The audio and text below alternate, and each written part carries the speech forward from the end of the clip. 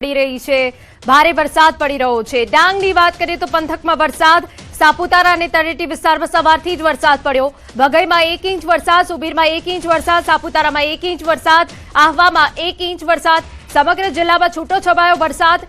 વરસાદી પલકીને પ્રવાસીઓ અને સ્થાનિકોમાં ખુશીનો માહોલ છવાઈ ગયો છે। ડાંગમાં પણ વહેલી સવારથી જ વરસાદી માહોલ જામ્યો છે।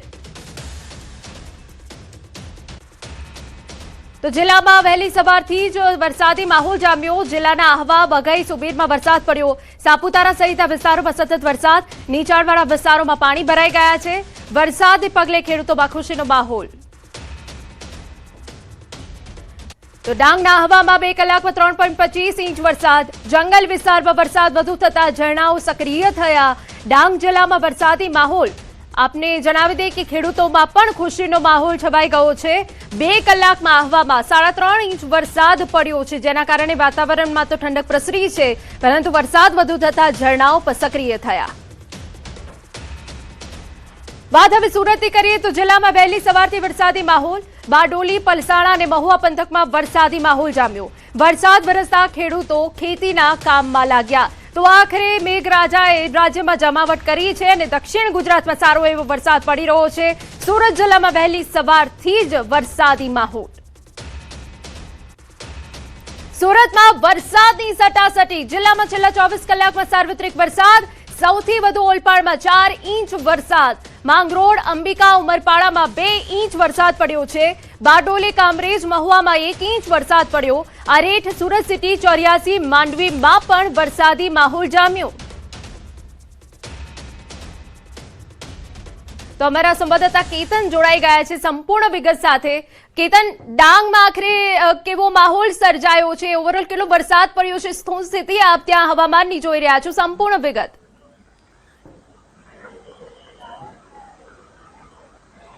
ચોક્કસથી વાત કરવામાં આવે તો ગુજરાત સરકારના હવામાન ખાતાએ અને હવામાન નિષ્ણાત અંબાલાલ પટેલે પણ દક્ષિણ ગુજરાતની અંદર પહેલી બીજીથી 5 જૂન સુધીની અંદર દક્ષિણ ગુજરાતની અંદર 5 થી 7 ઇંચ ધમાકેદાર વરસાદ પડશે એવી આગાહી કરી હતી, જે અંતર્ગત ડાંગ જિલ્લાનું વડું મથક આહવા તાલુકાની અંદર 2 કલાકની અંદર 3.5 ઇંચ વરસાદ વરસતા જળબંબાકારની સ્થિતિ જોવા મળી છે। તો બીજી તરફ વાત કરવામાં આવે તો વઘઈ ખાતે પણ 2 ઇંચ જેટલો વરસાદ વરસતા આ ખાડી અને ઝરણાઓ પણ સક્રિય થવા પામ્યા છે।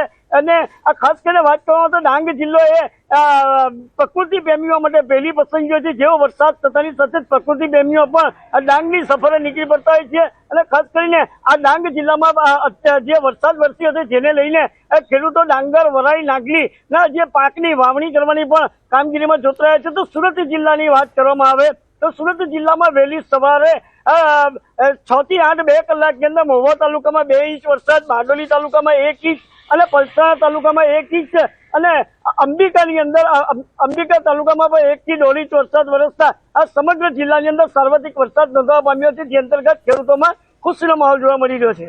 બિલકુલ, આભાર તમામ વિગતો બદલ। તો માંગરોળ, અંબિકા, ઉમરપાડામાં 2 ઇંચ વરસાદ પડ્યો છે।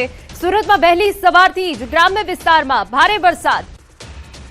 વલસાડમાં મેઘરાજાની તોફાની બેટિંગ। વલસાડ અને ભાગડાવાળા ગામને જોડતો મુખ્ય માર્ગ પાણીમાં ગરકાવ। ભારે વરસાદથી રસ્તાઓ બેટ બન્યા। મુખ્ય માર્ગો પર પાણી ભરાતા વાહન ચાલકો, સ્થાનિકો મુશ્કેલીમાં મુકાઈ ગયા। તો વલસાડમાં પણ મેઘરાજાએ તોફાની બેટિંગ કરી છે। સર્વત્ર પાણી જ પાણી જોવા મળી રહ્યું છે। રસ્તાઓ જળમગ્ન થઈ ગયા છે। ભાગડાવાળા ગામને જોડતો મુખ્ય માર્ગ કે જ્યાં વાહનોની અવરજવર રહેતી હોય છે, તે પાણીમાં ગરકાવ થઈ ગયો છે, જેના કારણે લોકોને હાલાકી પડી છે। ન માત્ર રસ્તા પરંતુ નીચાણવાળા વિસ્તારમાં આવેલી સોસાયટીમાં પણ પાણી ભરાઈ ગયા છે કે